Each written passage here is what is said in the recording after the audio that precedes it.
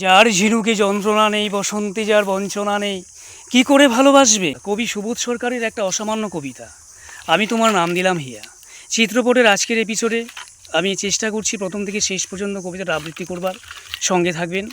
যদি ভুল হয় কমেন্টে জানাবেন, ভালো লাগলে চ্যানেলটা সাবস্ক্রাইব করে সঙ্গে থাকবেন।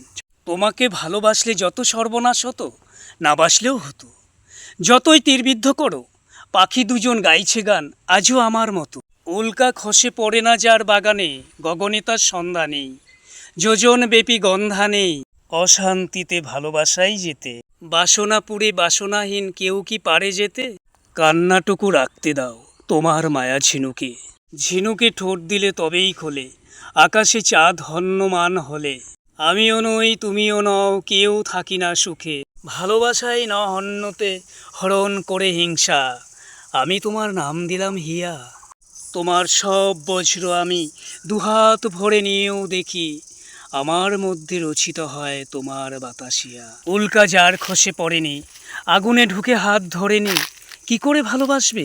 কালো সাগর ভালো সাগর পেরিয়ে সে কি আসবে? যার ঝিনুকে যন্ত্রণা নেই, বসন্তে যার বঞ্চনা নেই, কি করে ভালোবাসবে? বজ্র হয়ে কলঙ্কে সে হীরের মতো হাসবে। তোমাকে ভালোবাসলে যত সর্বনাশ হতো, না বাসলেও হতো। গাছের ডালে দুজন পাখি আজও আমার, আজও তোমার মতো।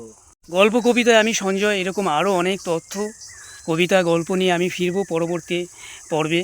ততক্ষণ আপনারা ভালো থাকবেন, সুস্থ থাকবেন। আর আপনারা কোন ধরনের কবিতা শুনতে চান, কোন ধরনের গল্প শুনতে চান কমেন্টে জানাবেন, আমি চেষ্টা করব। সবাইকে নমস্কার।